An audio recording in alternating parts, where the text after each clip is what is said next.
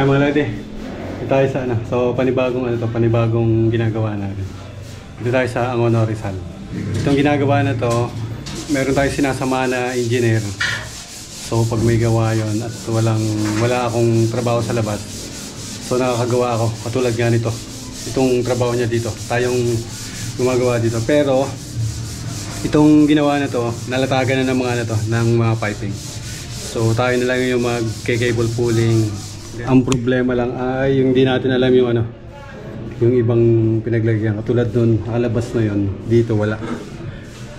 Wall light kasi yan dito sa likod sa salamin na ito mga wall light yan. Dito, may isa rin yan dito. Kaya lang di natin alam kung saan pwesto. So yun yung hinahanap natin. Ay mga lodi. So ito lumabas na. Yung orange na yun. Ay mga lodi. So katulad yan, nabaon na. Estimate na lang natin yun. Ini-estimate lang natin yung nilabasan ng wire. Kasi ito is wall light. Makita nyo yung pipe dito sa kabila. Halos konti lang din ang clearance niya sa doon sa edge ng pinakang salamin. Dito ganun din.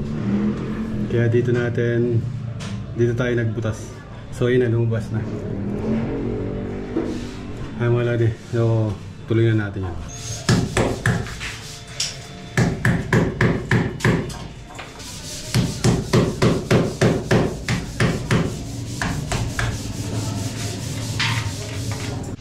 Ay mga lodi, napalabasan natin yung pipe. So duduk muna lang natin yan ng flexible para may labas natin dito din masimento. Yung isa flexible lang din lalagyan natin dyan. Inirekta na lang natin dun sa box. So ang box niyan is ito. Kasi dito yung switch sa switch sa likod niyan ng switch para sa ilaw sa labas. So ito is kwarto kasi ito mga lads, kwarto yan. So yun yung pinakapinto ng kwarto. So mapapasin nyo puro salamin yung dito mga lads. Puro mga salamin yan.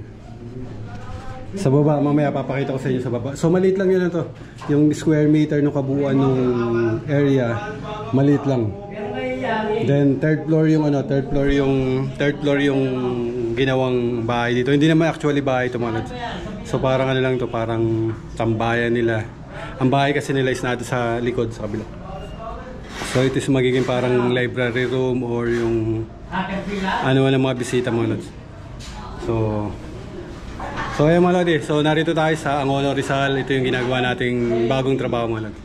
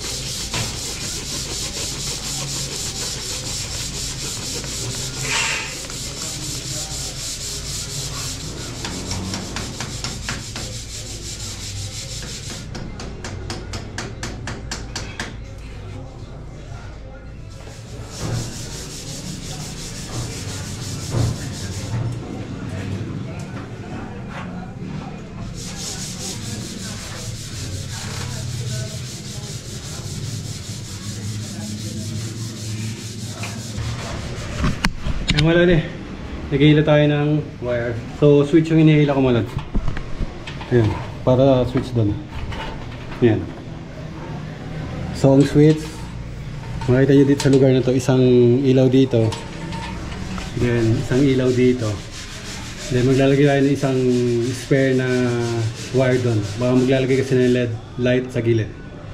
So isa, dalawa, then sa likod ko tatlo. So tatlong ilaw para doon sa switch mga lads. So ang hilahin natin is 4.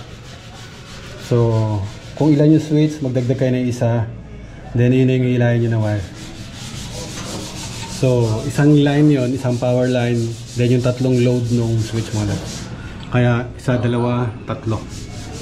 Then yung isang hotline pang-apat. So apat na wire yung hilahin natin dito sa box na to. Wala pa yung box, hinihintay pa natin yung box. Then papunta doon sa switch na yun. So tatlong ilaw, apat na wire.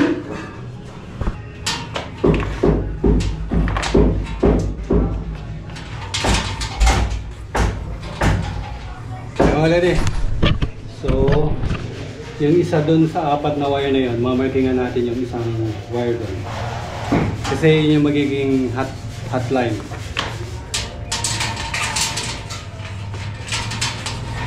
Ay wala din, markingan lang natin ito white, ito pang mamarking natin. So para ma-identify nyo lang kung ano yung ginamit nyo na hotline. Hindi na tayo mag-check pa. Hindi kasi yung mga wire mga lads, wala ang color code ng wire. So kung ano lang yung mapili na wire, yun lang yung gagamitin natin. Kaya huwag na kayo magtanong kung bakit hindi sumusunod sa color coding mo. So ulitin ko, hindi ko ito project. Bali tayo lang yung nag-electrical dito sa project na ito mga lads. Hindi tayo nag-umpisa dito. Kaya kung ano yung magagawa nyo na mas mapapadali dun sa trabaho nyo, is gawin nyo mga lads. Lalo na ganito, puro pare-pares yung wire. Dun sa baba, nailaan na natin yung ground floor. Hindi ko na napakita yung mga video mga lads. Yun yung unang araw natin ng pagtrabaho dito. So ngayon is pangalawang araw natin. Dito tayo sa third floor. Ilaan natin ang mga wire tong para sa light circuit mo.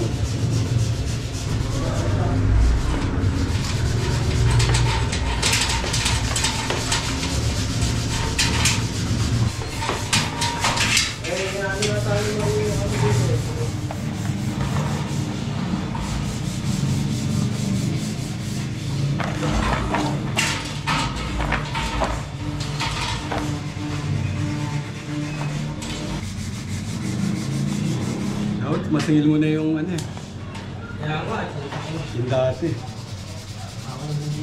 parang magbakas.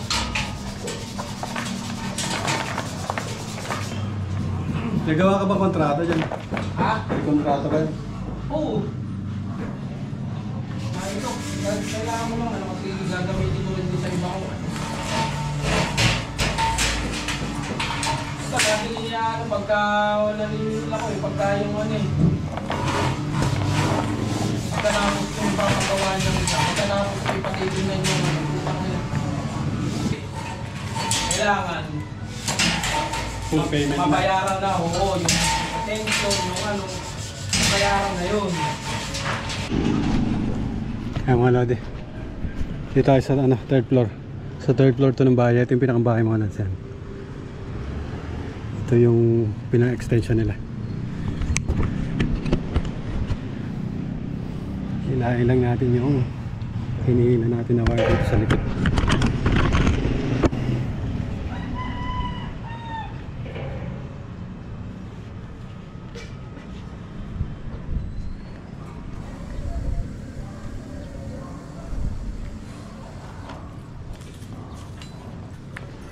Tama na, okay na. Tama na di. Dito tayo sa bingit ng kamatayan. Tama na di. Baba na tayo. Nakalobat na agad. So dito tayo sa third floor. Anong tinapay? Ito ang second floor mga lods. So second floor, may rin dito, may panel. So every floor may nakabang na panel dito. Tapos yan. So taas lang yung may kwarto dito. Ito yung nilagyan natin ng isang araw. Then dun sa baba mga lods. Merienda muna tayo. Merienda muna tayo.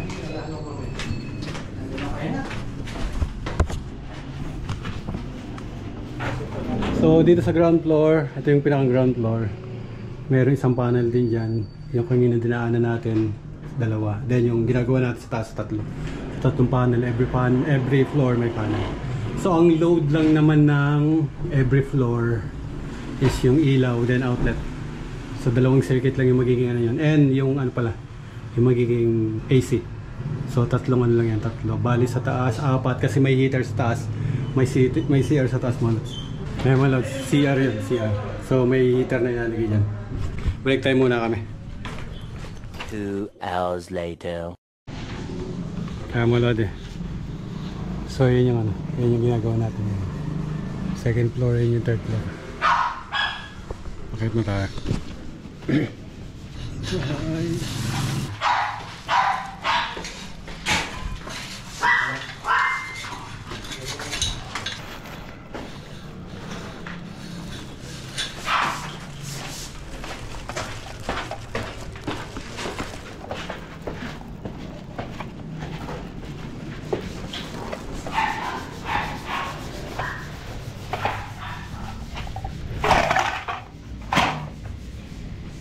Ay mga lodi, yung pinabili natin dumating na.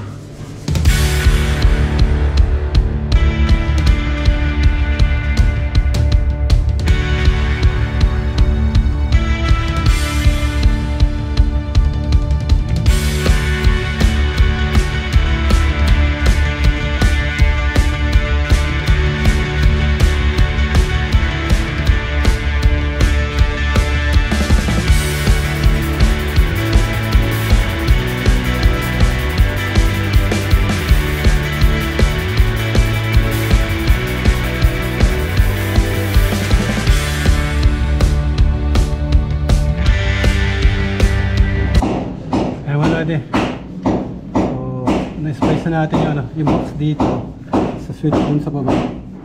Dun yung box. So, ang ginagawa natin, tapos saan yung switch, tapos na dun yung box mga natin. So, nilalagay natin yung splicing box dun sa ibabaw. Then yung mga way nung wire, alam nyo naman yung takbuhan ng ano kasi kayo yung naghila. Yung mga takbuhan ng mga wires manod. So, ang switch natin is itong bumaba. Then ito ilaw. Ito ilaw. Ito yung galing dun sa supply dun. So, may dinaan ng pambox dun. So, splice pa ng supply yun dun sa box na yan. Kasi switch din yun dun sa kabilang side na to. So, yung mga lodi. So, alam nyo kung nasan yung ano. Huwag kayong maglalagay nung flexible na galing dun. Tapos dito nyo ilalagay sa likod. So, mas madali kayo makapag-identify ng wires nyo ng pipe kung nakaayon dun sa pinanggalingan. Katulad dito muna. Kung dito nakalagay yung butas nyo, yung wire. So galing yun dun. Alam natin kung anong wire na yun. Then yung dito side na to, ganun din. So ginagamit natin para sa ilaw yung ano, yung sa ganito katulad dito. Ito yung pinaka home brand. So ito yung ilaw, then switch.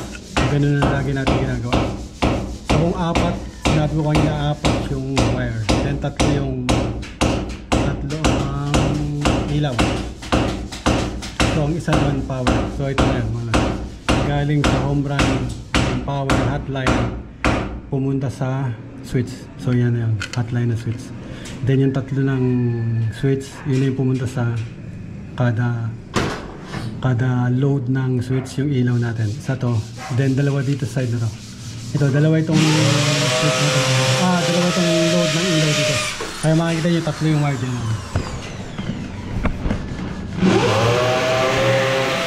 Tatlo, dalawang ilaw then isang neutral. So yung neutral galing dun sa home run natin. Ito yun. So binigyan natin yung ilaw, ito isa na to. Kaya makikita nyo tatlong naka-splice yan. Kaya mga lodi, so ganyan lang simple yung basta lagi nyo tandaan na kung saan yung way galing yung wire dun yung iayon dun sa box mo para mas madali yung identify. Ay mga lodi, uwi na tayo. Uwi na muna. 5 PM na. Medyo madilim din pa. So babiyahe pa tayo. Bukas na lang ulit mga lads. Ciao!